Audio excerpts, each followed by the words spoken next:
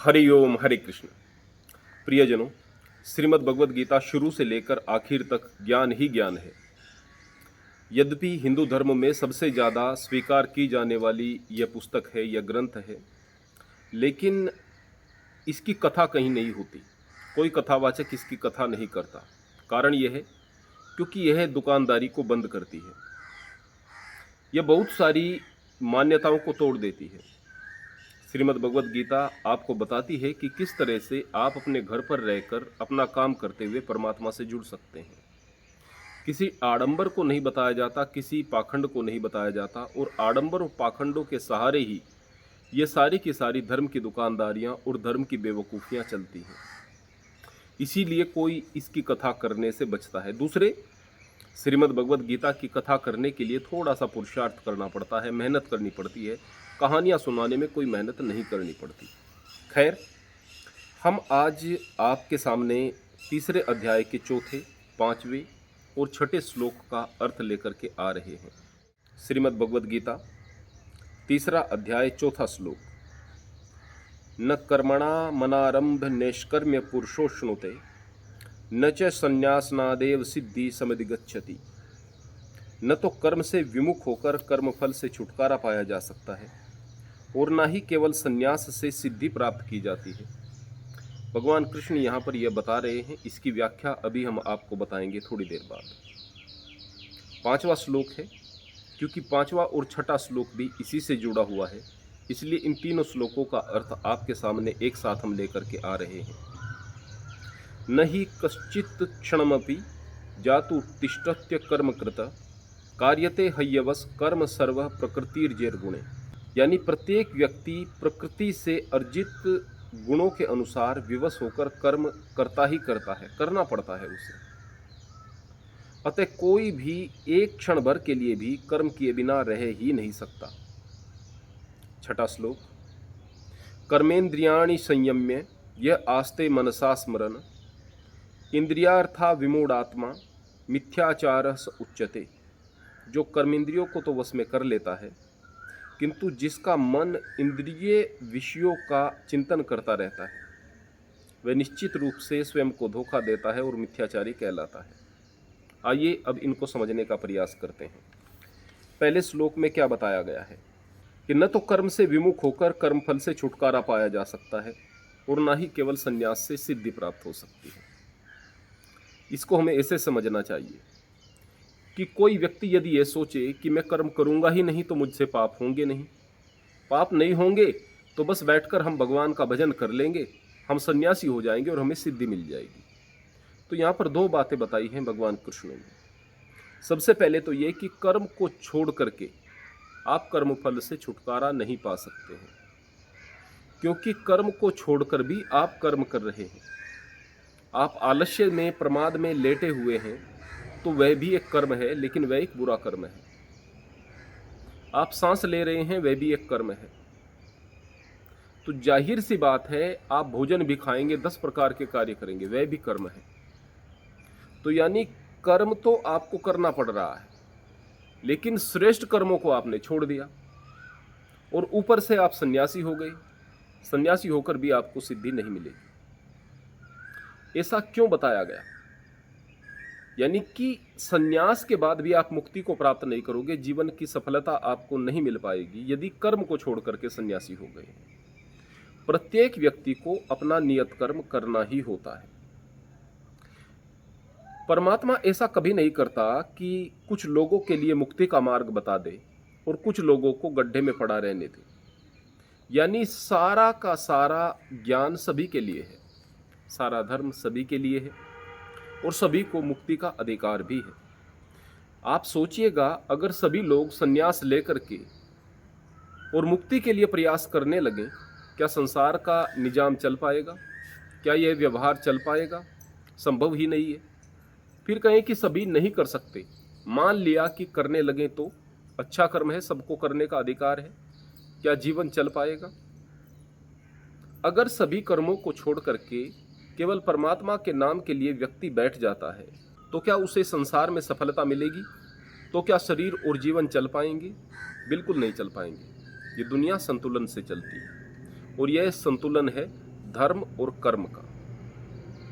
यानी आपको कर्म करते भी रहना है, लेकिन शुभ कर्म करते रहना है, और कर्म के प्रति ऐसा भाव लेकर के नहीं आना कि मैं ही इस काम को करने वाला हूं, मैं ही करता हूं।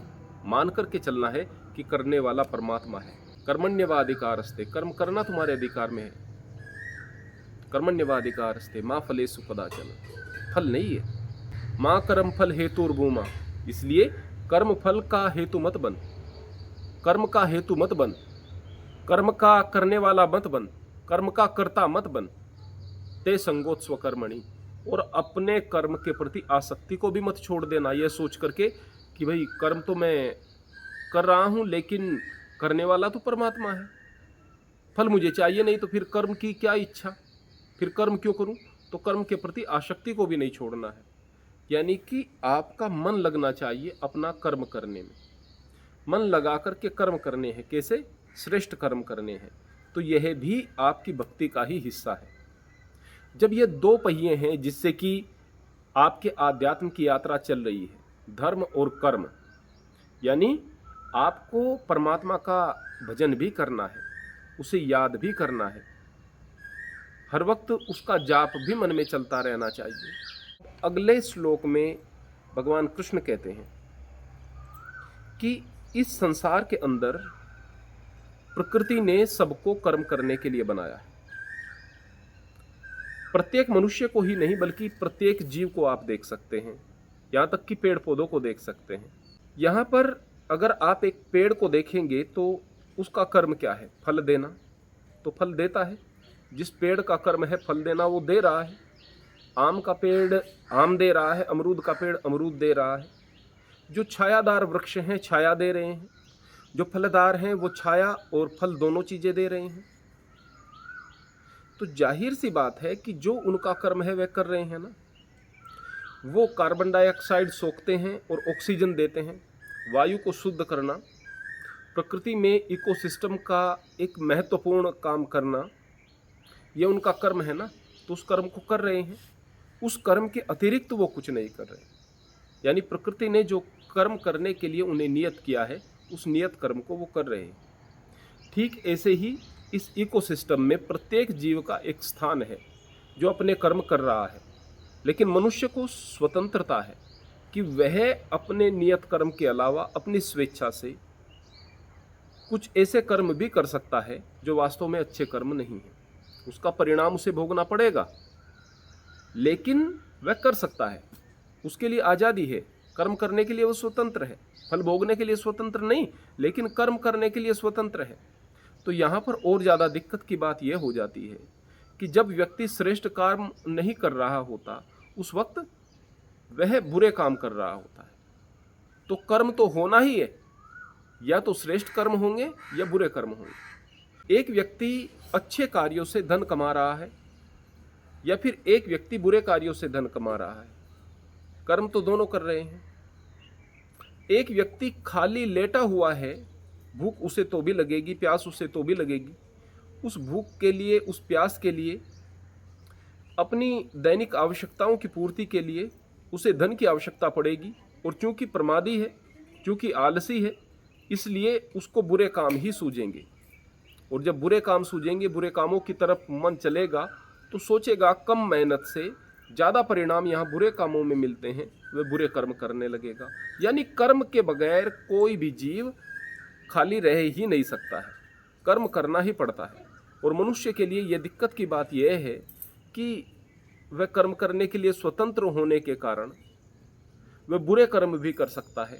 तो अच्छे कर्म करेगा या बुरे कर्म करेगा, तो उससे श्रेयकर यह है कि वह अच्छे कर्म करे, क्योंकि प्रकृति के गुणों के अनुसार प्रत्येक जीव को कर्म तो करना ही करना है।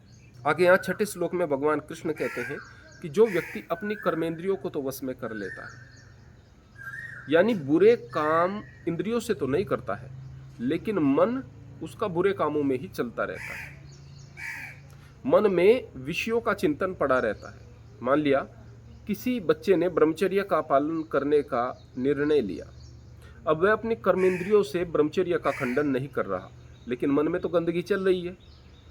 अब वो जो मन की गंदगी है वह क्या कर रही है? वह मन की गंदगी और ज़्यादा नुकसान आपको पहुंचा रही है, और ज़्यादा पहुंचा रही है। कर्मेंद्रियों को आपने रोक लिया है, मन में गंदगी चल रही है, तो हॉर्मोन्स का सिक्रेशन उसी हिसाब से हो रहा है। आपके शरीर से जो महत्वपूर्ण धातु है उसका अधोगमन हो रहा है।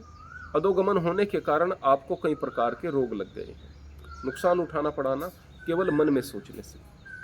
एक व्यक्ति किसी का बुरा करता नहीं लेकिन बुरा सोचता है, लगातार उसके मन में बुराई का चिंतन चलता रहता है, तो उसकी अच्छाई ज़्यादा दिन नहीं टिक पाएगी, क्योंकि मन में लगातार उस बुराई का वेग बढ़ रहा है। कभी न कभी जिंदगी के किसी मोड़ पर वह बड़ा पाप कर बैठे। तो ऐसा व्यक्ति मिथ्याचारी होता है, जो शरीर से कर्मों से तो सही दिखाई दे रहा है, बाहर से सही दिखाई दे रहा है, लेकिन अंदर से मन का काला जिसको कह दिया जाता है, ऐसा व्यक्ति है, बुरा व्यक्ति है। ऐसे व्यक्ति को मिथ्याचारी कहते हैं। जिसने लंपट वेश बनाया है लेकिन मन में वासना चल रही है, जिसने साधु वेश बनाया है लेकिन फिर भी उसे सुल्फा चाहिए, गांजा चाहिए, बीड़ी सिगरेट चाहिए, और फिर कहता है कि यह मेरा व्यक्तिगत जीवन है। वास्तव में वह बहुत बुरा व्यक्ति है जो कि अच्छा दिखने का प्रयास कर रहा है। वह व्यसनी है जो अपने आप को साधु बताने का प्रयास कर रहा है। निश्चित रूप से इस तरह के व्यक्ति बड़ा गुनाह कर बैठते हैं, कभी न कभी बड़ा पाप कर बैठते हैं। इसलिए भगवान कृष्ण कहते हैं कि वो व्यक्ति, जो व्यक्ति अपने आप को परमात्मा को समर्पित करते हुए श्रेष्ठ कार्यों में लगा रहता है, अच्छे कार्यों में लगा रहता है, वे व्यक्ति श्रेष्ठतम मार्ग पर चल रहा होता है। प्रियजनों, अगर हम कुल मिलाकर इन तीनों श्लोकों के अर्थ को समझें तो यहाँ पर भगवान कृष्ण बता रहे हैं कि आपको भक्ति करने के लिए किसी आडंबर की जरूरत नहीं। सन्यासी होकर भी आप सिद्धि को प्राप्त नहीं कर पाओगे। सन्यासी हो गए, समाज पर बोझ बन गए, क्या कमाया आपने? सन्यासी होकर भी आप खाली सिद्धि को प्राप्त नहीं करोगे। आपको कर्म के रास्ते से गुजरना होगा। इसीलिए हमारे यहाँ पर बताया गया है, हमारे धर्म में, कि 25 वर्ष तक व्यक्ति ब्रह्मचर्य का पालन करे, 25 से 50 वर्ष तक गृहस्थ, और 50 से 75 वर्ष तक वह वानप्रस्थ आश्रम में रहे और उसके पश्चात संन्यास की तरफ जाए। यानी कर्म करना, जिस जिस उम्र के जो जो कर्म हैं उन कर्मों को करना, यह हमारे लिए जरूरी है। आप जब विद्याध्ययन कर रहे हैं, मन लगाकर विद्याध्ययन करें, शरीर का निर्माण करें, ब्रह्मचर्य का पालन करें। जो ब्रह्मचर्य काल होता है, विद्यार्थी काल होता है, उसमें आपको अपने तन को, अपने मन को, अपने आत्मबल को बहुत मजबूत बनाना है। जब गृहस्थ बन जाएं तो बहुत सारा पैसा कमाएं, मेहनत करें, बच्चों का पालन पोषण करें। जब आप वानप्रस्थ में चले जाएं तो उस वक्त अपने परिवार का कल्याण अपने उपदेशों के द्वारा, अपनी शिक्षाओं के द्वारा करें, लोक कल्याण का भाव करें और आप यश और कीर्ति को कमाएं। उसके पश्चात संसार की हर चीज की मोह माया को छोड़ करके, अगर आप घर में रहते हुए भी किसी भी प्रकार से शिक्षा तो थोड़ी बहुत दे सकते हैं, लेकिन हस्तक्षेप न करें घर के कामों में, किसी चीज में, हर प्रकार के अहंकार को छोड़कर परमात्मा को समर्पित हो जाएं, तो आप सन्यास की तरफ चले गए समझो। और यह मार्ग श्रेष्ठ मार्ग होता है। खाली सन्यासी बनकर भी काम नहीं चलेगा, और खाली आप कर्म ही करते रहेंगे उससे भी काम नहीं चलेगा। कर्म को छोड़कर बैठ जाएंगे उससे भी काम नहीं चलेगा। जीवन में संतुलन के मार्ग की आवश्यकता है, क्योंकि कर्म तो प्रत्येक व्यक्ति को करना ही करना पड़ता है। या तो वो सही कर्म करेगा या गलत कर्म करेगा। ये संसार चलायमान है, यहाँ एक जैसा कुछ नहीं रहता। या तो आप अमीर हो रहे होते हो या आप गरीब हो रहे होते हो, या तो आप अपने शरीर को ताकतवर बना रहे होते हो या फिर यह कमज़ोर हो रहा होता है। या तो कोई चीज़ बढ़ रही है या फिर कोई चीज़ घट रही है। ये सूरज, ये चांद, ये सितारे, इन सब की भी एक उम्र है। भले ही वह बहुत लंबी है, लेकिन एक दिन इनको भी समाप्त हो जाना है। तो चीज़ें या घट रही होती हैं या बढ़ रही होती हैं। तो आप जिन चीज़ों को बढ़ा सकते हैं तो उनको बढ़ाने का तरीका यही है कि आप बढ़ाने के लिए पुरुषार्थ करें, वरना वो घट रही हैं। घटने से रोकना है तो आपको बढ़ाना पड़ेगा। तो आपको अगर बुरे कर्मों से बचना है तो सत्कर्म करने पड़ेंगे। एक व्यक्ति वो जो कि अपने घर में रह करके अपने घर वालों का ख्याल रखता है, अपने कर्तव्यों का पालन करता है, बच्चों के लिए शिक्षा की व्यवस्था करता है, बहुत मेहनत करता है। अगर कोई बात उसे बुरी कहता है तो उस बुरी बात को सहन करने का प्रयास करता है, सहनशीलता अपने अंदर लेकर के आता है।